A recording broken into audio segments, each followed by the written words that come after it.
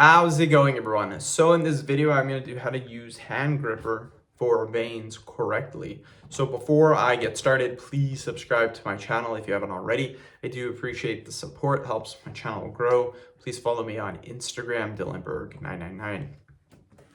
So with the hand gripper, obviously most people kind of know how these work. You get it and you squeeze. But what a lot of people don't know is one of the best exercises you can do for the veins using the hand gripper is not actually doing the conventional squeeze. It's actually getting the hand grip, squeezing and holding like this. So hold, hold, hold. Try to hold as long as you can like this. Keep going, keep going, keep going. Eventually it's going to start to slip away like this. Eventually, and then eventually it slips away. Those are called squeeze holds. By far one of the easiest things that I've ever done. Sorry, it's not easy, the exercise per se, but the simplicity in it. All you do is you literally hold on to the hand gripper as long as you can. My veins really started to pop once I started to do that one exercise. Keep in mind, I did continue training with my hand grips. I trained with hand grippers, you guys, for over 4 years.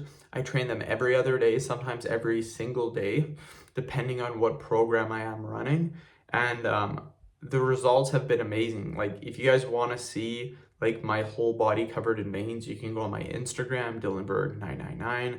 I have lots of pics with me being shredded and you can see all the veins. That's from the hand grippers, you guys.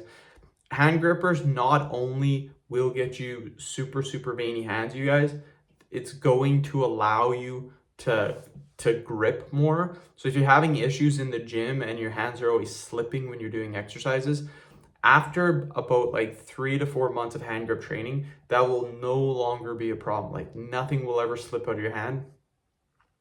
For me, I started doing that because when I was powerlifting, I was having grip issues. Mainly anything over 500 pounds was getting a little difficult to grip.